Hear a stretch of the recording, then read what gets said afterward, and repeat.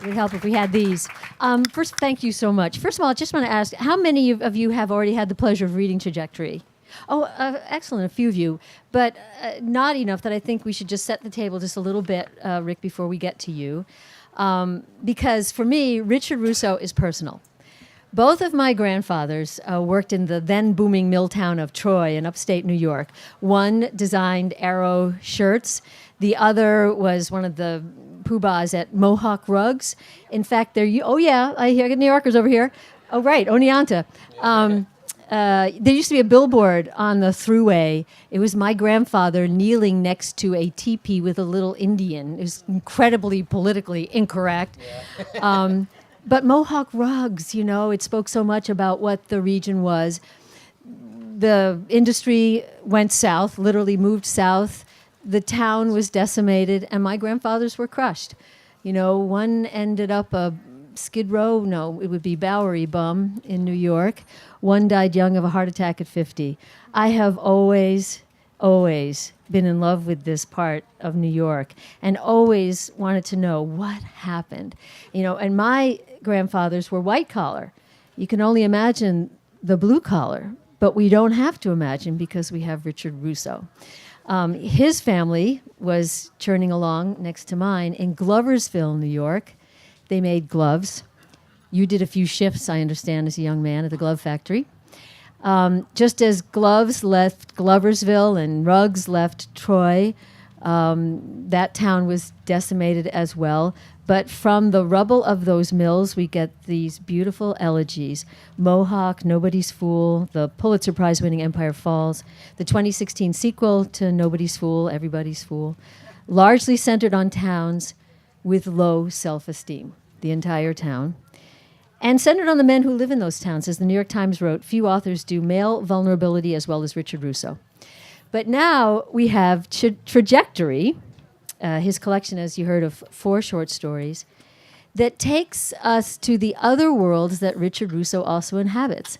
They are Maine, academia, Hollywood, and we go to them all. In Horseman, you have a female professor who's taking on a snotty, entitled, plagiarizing college student, even as she's being kneecapped by her own memories of being told by a professor that her work just wasn't good enough, that she didn't exist in her writing. And she protests, but I do exist. Such a Russo character, but I do exist. In Voice, we have the Job-like Professor Nate, a Jane Austen scholar, but the students are only taking his course just to get an easy grade. He's not appreciated by his snotty, entitled college students. We seem to have a theme here. Or his own bullying brother, another Russo theme. In Intervention, a Maine real estate agent tries to sell the home of a young woman who plaintively wonders why things aren't going better for her because her father told her she was special. The agent also holding at bay some terrible illnesses and his back-slapping entitled friend, Vinny. Yeah. Entitlement. And then, of course, you come to the gem, the one that's just getting raves, the one that we haven't seen published before, Milton and Marcus. It's based on a screenwriter. Did we mention that Richard Russo is a screenwriter who takes a treatment to half of the buddy duo in film that's the most iconic buddy duo in filmdom. And the actor that he takes the treatment to dies. Years later, the other actor comes and says, perhaps you can make this film for me. So the book raises many of the questions that we're used to asking when we read Richard Russo, including, why is it that some people feel so successful and so entitled and have absolutely no problem with that assumption? And by the way, we often like them very much. And why is it that other people know right away that they are not the winners of the world? That's one question. Another, because we have so much... Wait. Hold on. Another... I'm in so much trouble already with the one, and you're moving on to the second one. Another is, when you write about academia, are you writing about Colby College? And the third, of course, is, are the two actors in this fabulous piece, Milton and Marcus, are they Paul Newman and Robert Redford? Ladies and gentlemen, please welcome Richard Russo.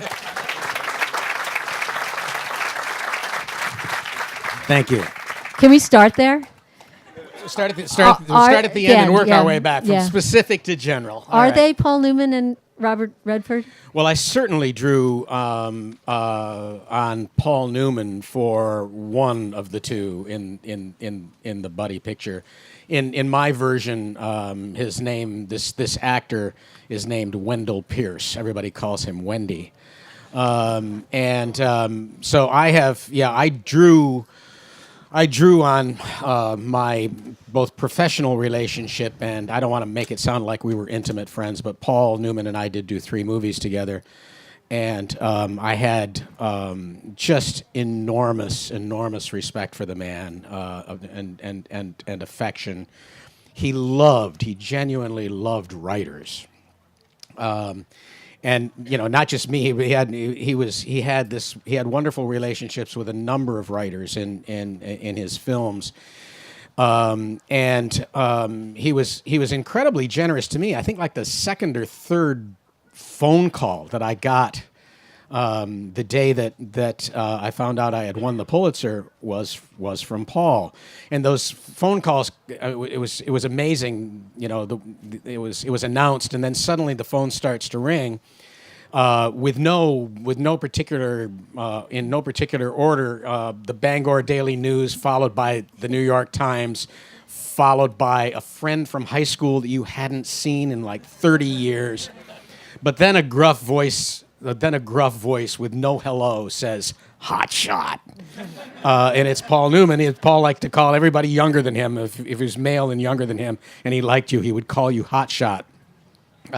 So I got a very early phone call from him, and he was, as you know, so generous in every respect, not only personally, but generous in terms of what he did with Newman's Own and all of that. But for me, the most astonishing thing about the man was that he was so genuine in an industry that doesn't put an awful lot of emphasis on that. That brings us to your second character. Yeah. And so for me, there's and I've made a number of movies and TV shows now, and worked with some really, really good people. But for me, there's Paul Newman and everybody else. Well, is the everybody else Robert Redford? I mean, the New York Times writes that the second character, the actor who comes to the screenwriter and asks him to flesh out this film now for him, when the Paul Newman character has died, is as disguised as Inspector Clouseau. She says in the New York Times, it is Robert Redford. You adapted Bill Bryson's A Walk in the Woods, and Robert Redford. I was one of the writers on Walk in the Woods. I was the last writer on Walk in the Woods, and you'll notice that my name does not appear in the credits. There's some guy by the name of Rick Kerb who is one of the writers on that, and in the spirit of transparency, I will say that my film company, is called Kerb Productions. Which stands for Kate, Emily, Rick, and Barb, which, by the way, is my wife and my daughters and me. This will give you just the size of the company we're talking about here. So yeah, I did. I was like the 4th, 5th, 6th writer on that project. But Robert Redford was in that movie. Yeah, I know what you're trying to get me. I know what you're trying to get me to say here. This is harder because he's alive, and for all I know, in a straw hat here somewhere. That character comes across as a narcissist. He tells a story that he loves to tell about how it tallied about $100,000 to get a margarita, crashing 2 cars, getting a private jet. He is not kind to the writers. The screenwriters. What's happening here? What are we hearing? We're hearing that not everyone in Hollywood is Paul Newman. Well, this is fascinating. How you doing here so far? Maybe I shouldn't have started with but it's interesting because you go on to say, and in fact, it has everything to do with what I feel, and you tell me if I'm Yeah. wrong, you would love to observe as a writer, why some people have stardust sprinkled on them and some people don't. Why is it that the screenwriters are the ones struggling to drive up the mountaintop to see the thinly disguised Nolan guy? Yeah. The words are so much important than what someone does with them. Why is Well, it tell that to the Hollywood industry. See how far you get. You're not even going to get as far with them as you got with me so far. But you also point out that we love the shiny light around them. In fact, I think you have a passage. Yeah, should I that go you're to gonna that? read. Yeah, about Then we can go back to the interrogation. Is it Robert Redford? Yeah. Let's see. And I'll just say one thing before that. I think that the question that you raised, Robin, is exactly the right question, despite my reluctance to answer it. It is the right question, but there's another one that interests me too, and that is that when the stardust gets sprinkled, what fascinates me is that it doesn't land on everyone exactly the same way. Okay. How do we do this? Can you do that? Yeah. Set the scene. This immediate is part of the scene that Robin just mentioned, in which the character William Nolan, who may or may not be an actor that you're familiar with, but is an iconic actor who has starred in several buddy pictures with another character in the story who resembles Paul Newman.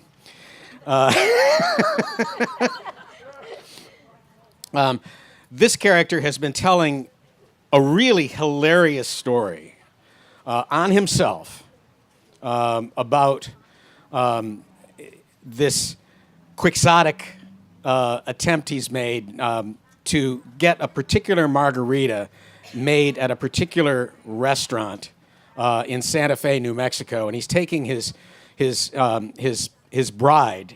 This is his second or third marriage, I can't remember, but he's taking his bride, and he's absolutely determined because he's been telling her about this incredible margarita. There's no margarita like it anywhere on the planet, and they have to go and get this margarita, but it's doomed. First, the brand new Audi breaks down on the highway.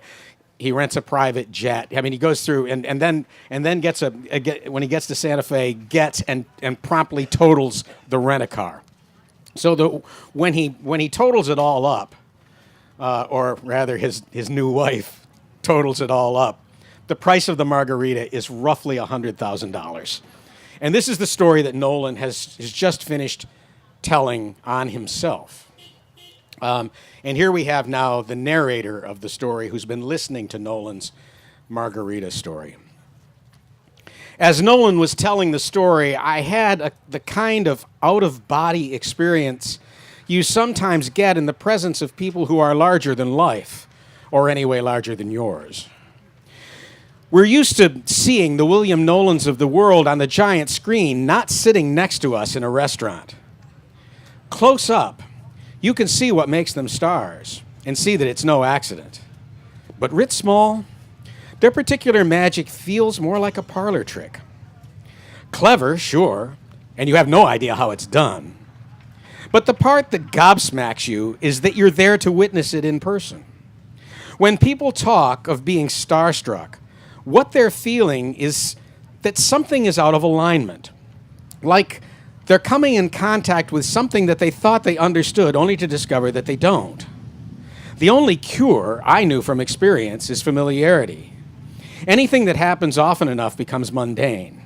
If you have any doubts on that score, all you had to do was look at Marty, whose weary expression at hearing this tale of the margarita for the umpteenth time suggested that indeed no man is a hero to his valet.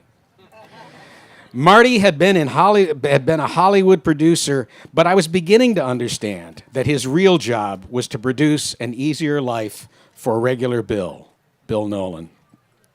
Locate the nearest airstrip, make arrangements for the private jet at a moment's notice, find someone to go to Durango to pick up the repaired Audi.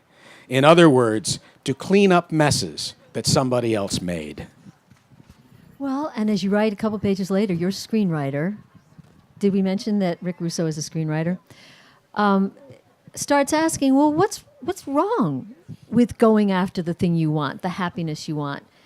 He's got a wife at home. Thankfully, your wife is healthy. Yes, I hope. Yeah. yes. She's here. Yeah. Or she's around somewhere. Yeah, good. Yep. But your screenwriter has a wife at home who is dying from cancer. They don't have health care. They're hanging on until they get Medicare soon. He's, at wit's end. This famous actor could very well be optioning this film from him instead of just, teasing him through these meetings of, maybe we'll make this movie. And you start thinking, well, maybe I don't know. Tell me what the character starts thinking. Do I need, maybe it's okay to seek happiness, to seek the perfect margarita, to keep trading. Well, I mean, and, as Americans, right, we're entitled to life, liberty, and the pursuit of happiness. And one of the things that this screenwriter concludes, I don't want to blow the story for you too much, but one of the questions in the story is, what happens when we feel entitled, as I think all of us do, the Wendell Pierces of the world, the Paul Newmans of the world, the Robert Redfords of the world, the William Nolans of the world. Because we're human, there are times in our life when we may briefly, and sometimes in a more sustained way, feel that we're entitled to more than we're actually entitled to. In the Hollywood game, that seems to happen on steroids, right? This idea, and it happens also to really, really good people. But you get into this world, and suddenly you find yourself asking for things that you don't really want. Robert Benton, my friend, with whom I have made a couple of movies and with whom I've had now a friendship of some 20 years or so, tells a wonderful story about Dustin Hoffman, with whom he made 2 movies. And the story that Hoffman tells is his first movie, probably The Graduate, the first big starring role anyway, was in The Graduate. And he was appalled making that Mike Nichols movie. He was just appalled at the things that people had done for them. If you're on this, you have to have your own trailer, and your own trailer has to be fitted out in exactly the way that you want, and your every whim has to be catered to at every moment. And he jokingly said, if you're a star, you have someone to wipe your ass. It's just there's nothing in this world that doesn't suggest that if you're big enough, you'll have your own private ass wiper. And he said, but the funny thing is, he says, that by the time you've been doing this for a while, by the time you're on your second, your third movie, and your name is moving up the marquee, and you get into a movie and you realize that your co-star has an ass wiper, what you say is, where's my ass wiper? Right? Because somebody else has one, therefore you want it. And that's the insidious thing that I find about Hollywood in general, and what I was trying to get at in this story is that when people behave badly, it's not necessarily because they're bad people. They have just somehow or other been seduced. And for this character, that's particularly for the screenwriter character in this story, that's particularly interesting because he himself, at a very important point in his life, probably would have been seduced, in the other sense of the word, seduced, had not the woman he was contemplating been a better person than he was. And so I guess the way I feel about all of these things is that we all have that ability, I think, because we're human, because we're flawed. We're all tempted. And sometimes the seduction works. But in the rarefied world of Hollywood, it's really hard not to be seduced, not to be tempted every moment of your waking existence. We'll talk about that theme elsewhere in the book.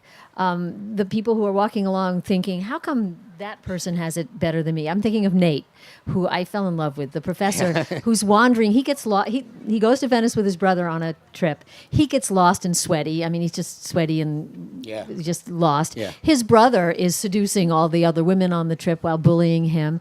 There's that sense of how come his life is better than mine. There's the college professor who can't understand why another college professor has it, kind of easier than her. Talk about that sense of, as I said at the outset, the people who just glide or seem to glide, and the people who sweat behind and can't seem to catch Yeah. up. I mean, doesn't that seem like that to you? Doesn't it seem like that to all of us? That some of it, that we just, some of us, they just seem so damn lucky, don't they? My father had an expression for that. He used to call it shitting in a swinging bucket. Some people can do it. Most of us can't. See, this is when you grow up in places like Amsterdam and Gloversville, New York. You have colorful metaphors like that to draw on, really, for the rest of your life. Actually, can I ask you about that? Can I ask you about your dad, Jim? And I want to mention too, it was your dear friend and longtime writing partner, Howard Frank Moser, who had you write the sequel, who convinced you to write the sequel to Right, Nobody's right. Fool. I was sorry to read that he recently passed. Yeah. A terrific writer about the Northeast Kingdom, Vermont, terrific Vermont writer. But he actually, one of the best things I've read about you was his article, and I think it was Fiction Writers Review. I highly recommend it. And he went to Gloversville because he wanted to see, where you'd grown up, as he said, with a disconsolate mother. You wrote about her in a memoir. Right. A dad who wasn't often there, but a dad that you've said was the beginning of Sully. Right. You're Paul Newman in the film character in Nobody's Fool. It originated there. And you've said it doesn't take a psychiatry course to figure out that writing that character, Sully, was your way more recently of spending more time with your deceased dad. Right. Talk about these people who shaped you. Well, just to return to Howard for a moment, Howard was the very first writer who read something of mine and had a kind word to say about it. He gave me my first professional blurb, and sometimes life offers you. Life is mostly loose threads, let's face it. But every now and then you get to tie something up, and you begin to see something like meaning, something like the shape of things. I dedicated Everybody's Fool to Howard because Howard was the person who kept, every time I would see him, he would say, "What's new with Sully and Rub?" And he particularly loved Rub, probably the most hapless character in all of Russo's fiction, and the competition is stiff. But Howard took a special liking to Rub and to that friendship. And I think our friendship, which we never talked about, was intimate in that way. But Howard, as I said, gave me my first blurb, and when I wrote Everybody's Fool, I thought there's nobody that I can dedicate this to other than Howard, because but for Howard harping at me for the better part of 25 years, I probably would not have written the book. So I sent him a little email saying that I was dedicating the book to him, and he was deeply moved, and that was wonderful. But it was also like 6 months. 6 months after that. When he passed. But talk about the people who have... Well, I mean, your dad. First of all, for those, and I'm sure if you're in this room, you probably do know Sully, the character, but how did Dad come through into that character? Well, first of all, like Sully, my father was a completely feckless and utterly charming man. He had the ability to walk into a room and have everybody smiling. And there are scenes in Nobody's Fool that are entirely invented, and then there are others that I was thinking about my father and this particular gift of charm that he had, that are right on the page and then in the movie too. Can you tell us one? Yeah. There's my father had a particular way, especially with elderly women, of making them feel younger. he would go up to, he would go into a room and he would find a woman deep in her 80s and put his arm around her and say, "What do you say? Let's go dancing." You know, and this would be a woman on a stroller, you know, and they would look up to him and say, "Jimmy, dancing," you know, but he had that ability with everyone really, but he did specialize in old women. Did he really? And there's a scene, and then there's a scene in both the novel and the movie when Hattie, who keeps wandering off from her restaurant and getting lost, she's deep in her 80s, and Miss Burrell sees her out the front window, and it's A Winter's Tale, and the snow is howling out there, and here comes Hattie up the street in her pajamas and a house coat and in her slippers, and she sends Sully out after him, and Paul Newman in the movie, who's playing a crippled man with a broken knee, comes hobbling after her as fast as he can, but even as an elderly woman walking in her slippers in the snow, she's probably faster than he is. He finally catches up to her and puts his arm around her and says, "What are you doing out here?" And she says, "I'm going to see my sister." And her sister's been dead for 20 years. And she says, "Wouldn't it be better if we went in the car? Let's go in the car." And she says, "All right, let's go in the car." And he takes her around the shoulder, turns her back towards the restaurant, and says, "But first we should go dancing." And she says, "Dancing?" Right. So that incredible charm that he had is all over both of those novels, and that was the principal joy of writing them. Since I didn't see him much when I was young, and got to be really good friends with him as soon as I became old enough to drink, and then not that long after that, he was diagnosed and died of lung cancer. And so these two books were, among other things, I had some other things probably going on in my mind, but first and foremost was the joy of spending some more time in his company, and strangely enough, in Everybody's Fool, because in Nobody's Fool I owned the character. It was based on my father. By the time it comes time to write Everybody's Fool, and I'm thinking about spending more time in my father's company, suddenly, however, I realized that I didn't own the character anymore completely. Paul Newman owned the other half. And Paul Newman, of course, had died in the interim, too. So in writing that particular novel, in writing Everybody's Fool, I got a chance to spend more time with my father, but also I didn't realize until I was hearing Paul Newman's voice in my head, hot shot. Until I started writing the book, I didn't realize, too, that I was going to get to spend some more time. And I didn't realize that I'd been missing him, basically. Paul Newman, the half of the acting duo that he likes. That's right. I'm going to get it out of you. But I just want to stay with your dad for a second, because I hear that there are some people here familiar with upstate New York. And is it true that when you and Barbara were newly married, you went back to Gloversville and he met you, because Howard tells this story in his article on you, that he met you at, whatever, bus station, airport. Yeah. And he wanted to take you on the Thruway, home, but he had no headlights on his car. Right, and it was a snowstorm, too. Yeah, snowstorm. So he waited at the entrance ramp to the Thruway until a huge 18-wheeler came. Yeah. And did the time-honored upstate New York tradition trick of sneaking in and using the truck's lights. Exactly. Yes, I hear over here. Or the tail lights. See, the wonderful, that was the other wonderful thing about my father. This is my wife Barbara, who was in the car at the time. This is also, was that the first time you met my father? Second time. Okay. Well, anyway, so she's thinking about marrying a Russo. And my father had come to pick us up in his beat-up Subaru, the headlights of which didn't work, and by the time he got to the Albany airport, it had begun to snow like hell. So he's going to take us home in an unsafe car with no headlights. And anybody else would have been kind of ashamed of, I'm meeting my future daughter-in-law, because I think he knew by that time we were pretty serious.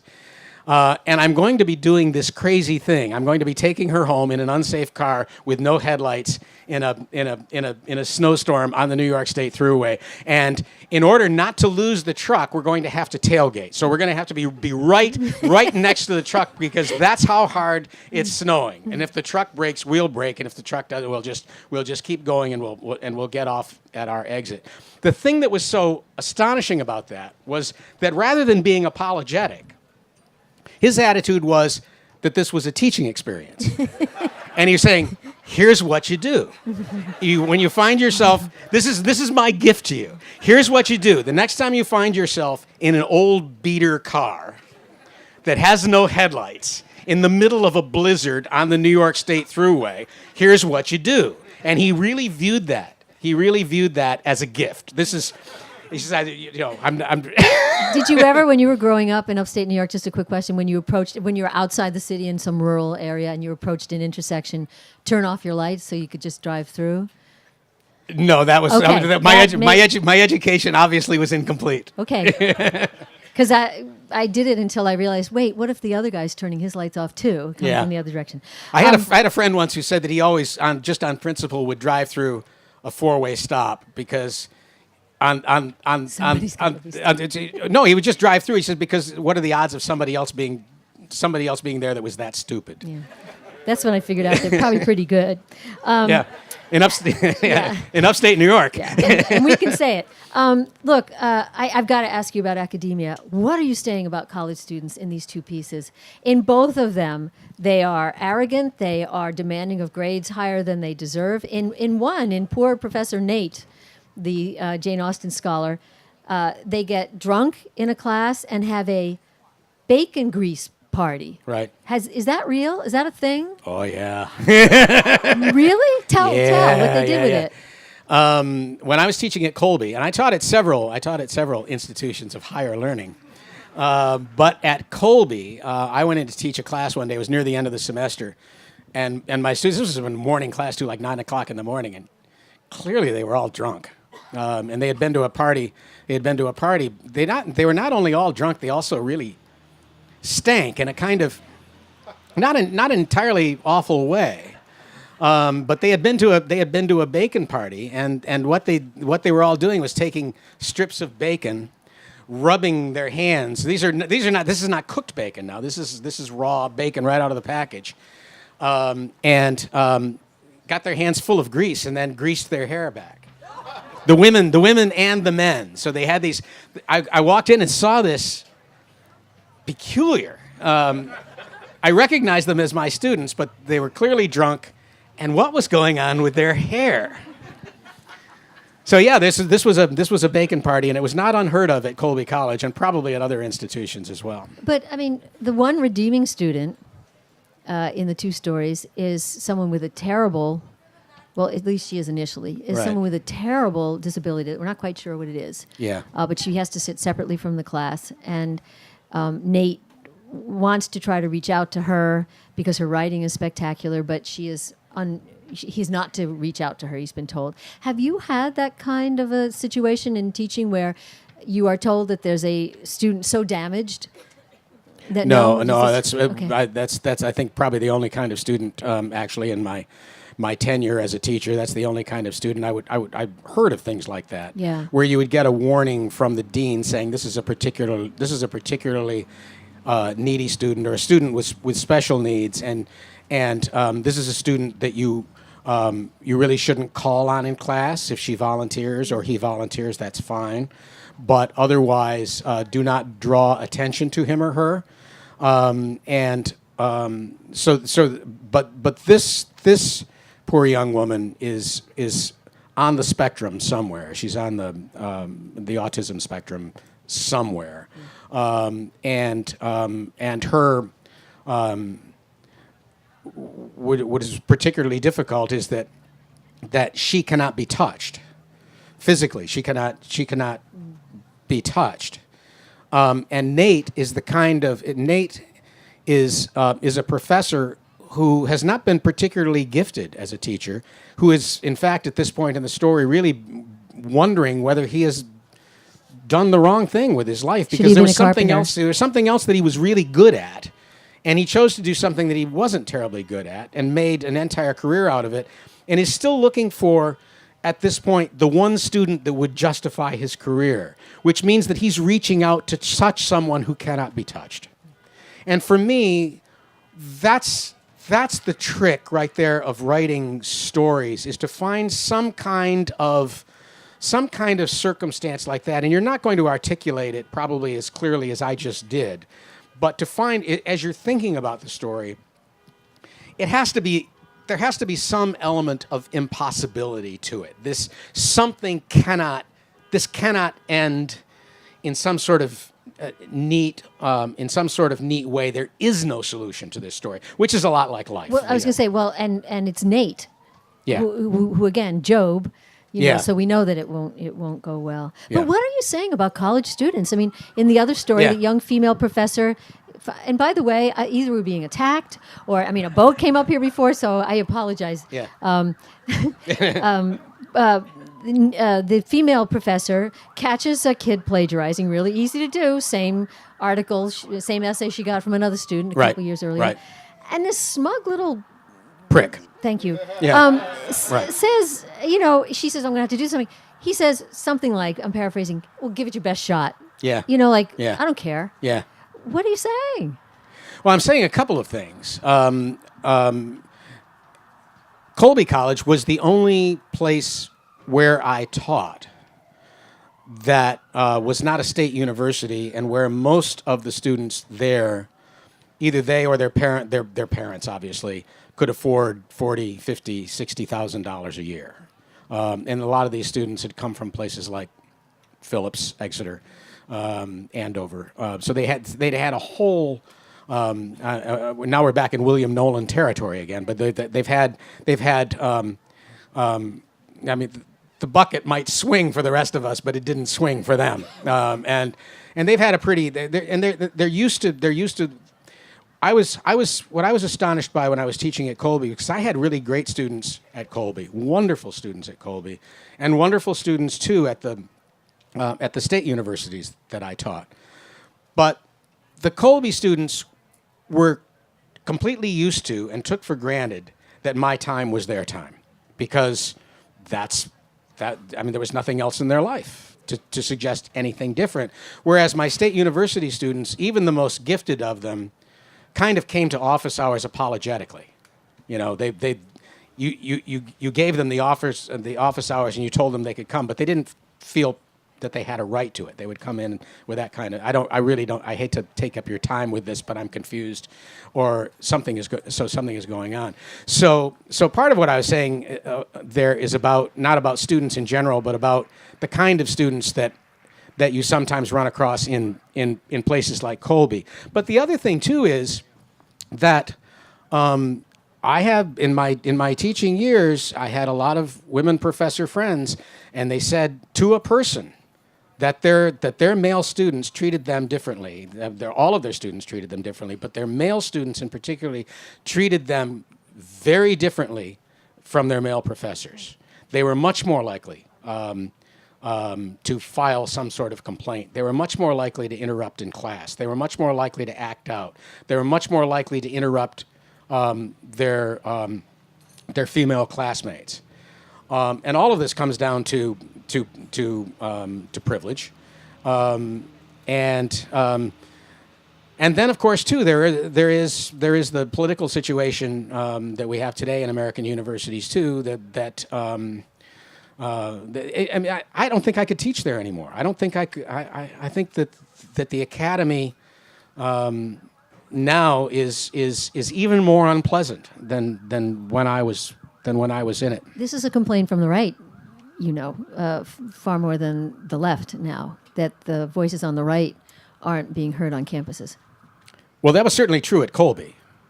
And my politics, which are left of left, was very much in the mainstream. The only real competition at Colby when I was teaching there was just how far left you could go, and how willing you were to shout down any dissenting voice. which is why when my daughter Kate was there, she has since come back into the fold. But when she was there, she was on the newspaper staff and was writing stories, and if you were an iconoclast, as she was, there was only one direction you could go, if you weren't just going to parrot the left and its attitudes. There was only one direction you could go, and I think that when professors and I knew professors at Colby, young professors at Colby, and Kate went to interview some of them who said I could never tell you, and at least in print, I could never say what I'm thinking because I wouldn't get tenure. So I think some of their complaints on the right are in fact justified. We only have a couple more minutes because we want to make sure we leave time for questions from your readers. But staying with Colby for just a second, I was overhearing a conversation that you had.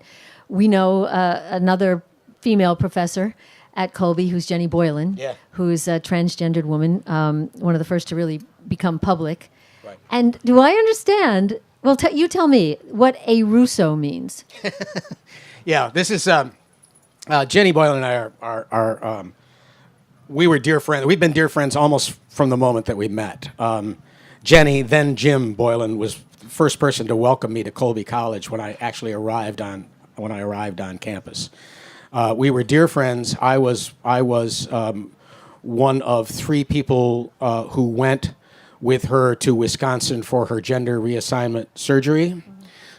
We have remained dear friends. We were office mates back in the day at Colby. And as I was saying, that the whole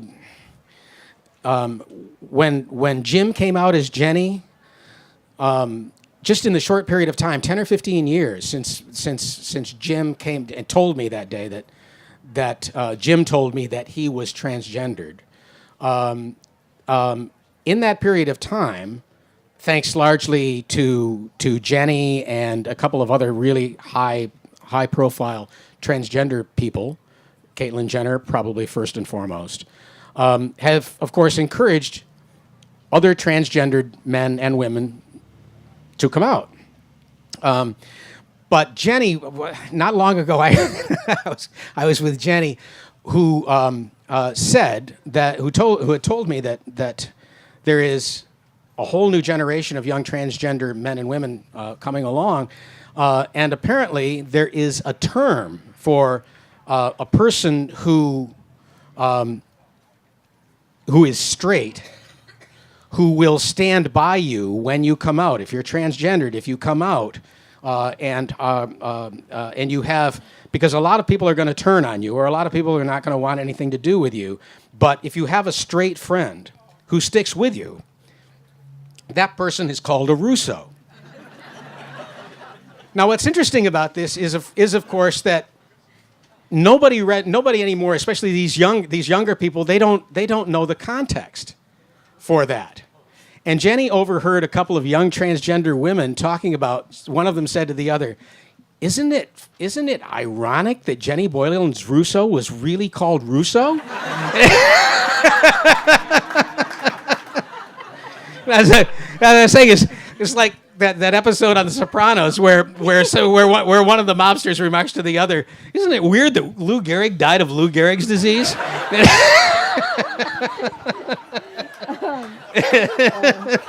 Well, that's something to be proud of. Something to be proud of. Look, and I see Deborah Tannen, the linguist in the audience. She's going, how words get into the language. Just want to ask, circling back to this chasm, the study of class, the questions about how come, or kids I used to know would say, how comes, this is how this guy feels, but I can't, and it's not necessarily that person has no morals.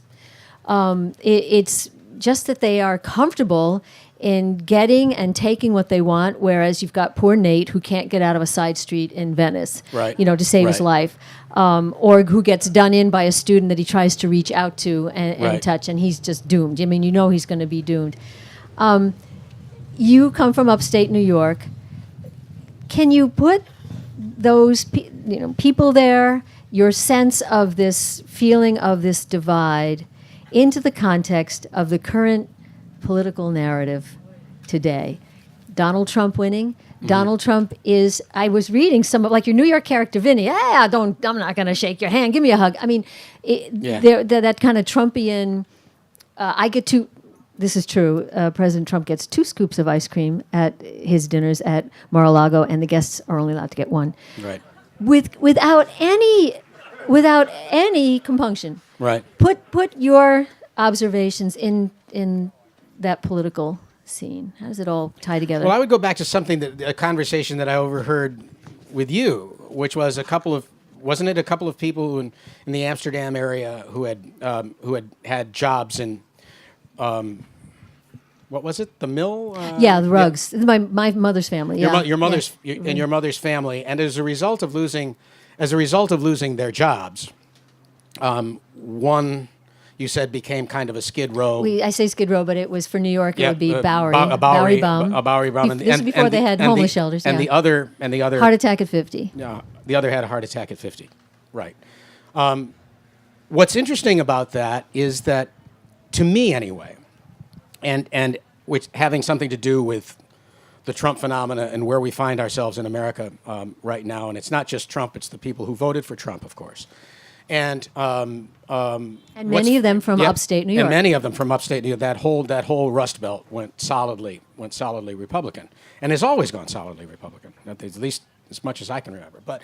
But what I find interesting about it is that we always talk about this in connection with jobs. These people are angry because they've lost their jobs, and that's true. And many of them think that they know where their jobs have gone. Their jobs have gone to Mexico, or their jobs have gone to Indonesia, or wherever. But what drives people to become Bowery bums or to have a heart attack at 50, I think has less to do with jobs and the loss of jobs than it has to do with the loss of work and the sense that we have of ourselves as contributing members of society, where we fit in the social fabric. The town that I grew up in made at one point about 95% of the gloves that men and women, especially women, wore in the United States. That entire community, not just individuals, but the entire community had a sense of its place in the social fabric. When those jobs went away, people lost their jobs. They lost their income. They lost all of that. They began to worry. They began to be afraid in the economic sense. Many of them, because there was nothing else to do, many of them went on welfare. Many of their sons and daughters are still on welfare. But more than the loss of the economics, I think, is that sense that, and one of the reasons that so many people up there are so angry is not that they've lost their income, it's that they've lost their sense of their own importance in this society.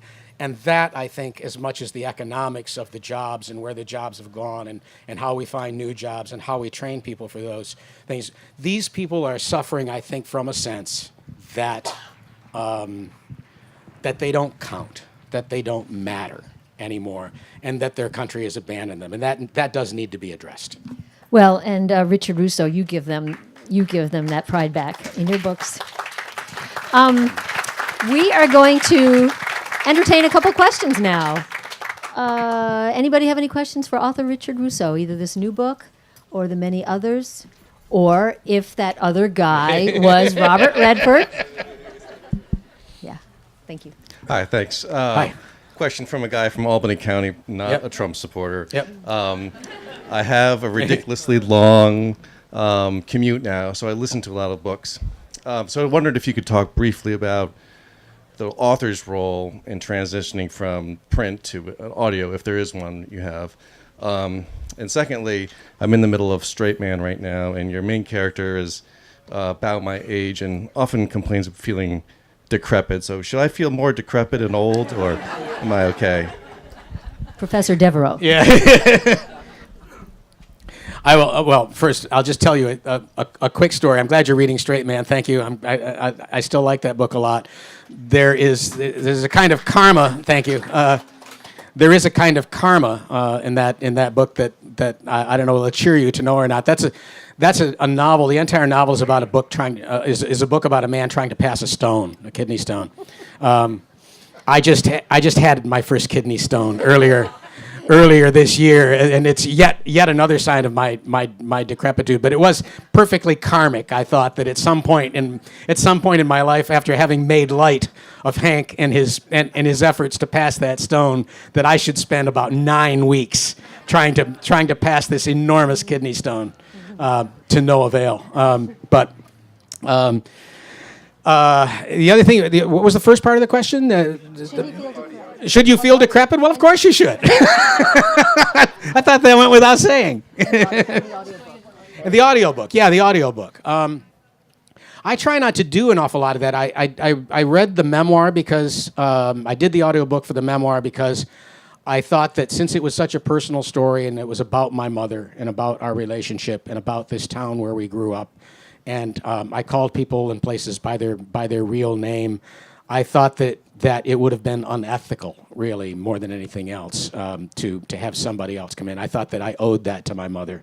It was a tough book. It was tough for me to write. And if I wasn't willing to actually speak the words that I had written, that would have been cowardly. So I did do that. But for the most part, for other things, I mean, the people who do that, the people who read audiobooks, they're astonishing. They're so much better at that than I would ever be. And that's their living too. So let them do what they're good at and be paid for it. Yep, we have one more. I'm just curious about your history with Martha's Vineyard, because I know in Empire Falls, there's Yeah. a great deal about it. Yeah. And I think your character was either staying at the Menemsha Inn or the Beach Plum Inn or Yeah. a combo of both. So I just met the owner of the Menemsha Inn moments ago, or an hour ago now. I just met her and had the opportunity to tell her that the first time I came to Martha's Vineyard, I was about 10 years old with my mother, and we stayed at the Menemsha Inn, one of those little cottages. And part of the reason that my wife and I and my daughters, who are now in their 30s, and now my grandchildren, have this relationship with Martha's Vineyard was that coming from this mill town that I grew up in, taking me to Martha's Vineyard, which my mother did when she had virtually no money. I think she probably had to borrow some from my grandparents to make that work. She wanted me to know that there were other places in the world than the place that we were living. And it was an extraordinary gift, really. And part of the magic for this island for me, it was that it was magical for her. So yeah, we have a long relationship with the vineyard right now, and it has something to do with the fact that it was absolutely magical for someone who could afford only 1 week here, but was determined to take her little boy to this place. Her ashes are scattered actually in Menemsha Harbor. Yeah. I think that is a beautiful. One more question? One more? Right over here, and that'll be our last. And wait, we'll get the mic to you. Maybe speaking on behalf of others who struggle to write, I'm curious about process. Sure. And research and even your day, how you structure your writing time. My process has changed over the years. I don't work the same way at 68 that I did at 38. I have become grumpier over the years, harder to please. I was talking with Anne and Amor about this at our function yesterday, and I had this ability as a younger writer to just not care when I was writing if if the work that day stunk, it didn't bother me. I just figured I'd go back later and fix it. Now I spend an awful lot more time revising early on because those hulking, grotesque, awful statements, paragraphs, pages just ruin the rest of my day. And make me dispirited about the next morning. And so I spend much more of my time now. I write less, but I revise more earlier in the process. I tend to write in the morning in longhand. I put it on computer in the afternoon. What was the last part of the question again? The research, yes. I try to do almost no research until after the book is written. And the reason for that is that I like to get the characters right first. I like to know who they are. I like to know what their problem is and how it might resolve itself. And if I've made the character a thoracic surgeon, I will write the book and then later on go talk to some people who are thoracic surgeons and correct all the idiocies in the book. But I'd rather do it in that order because I don't want to spend an awful lot of time not knowing what I don't know and thinking that that's what I need. Because generally whenever I do research, I throw most of it away anyway. So better to write the book, find out what I don't know, and then come back afterward and fix that. It can cause you some problems because sometimes it invalidates what you've written. What you find out later invalidates whole sections of what you have written. But still, it's nothing that you can't fix. And I think if Amor was up here talking about his research, I don't think he would ever dream of putting pen to paper, writing the first sentence of the novel. He wouldn't dream of doing that without knowing pretty much as he can find out about whatever he's writing about.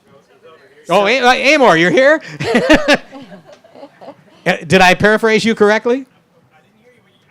Yes. Okay, good. And on that note, in Martha's Vineyard style, we thank you so much for coming and Robin, for sharing. thank you so much for doing Robin, this. thank you.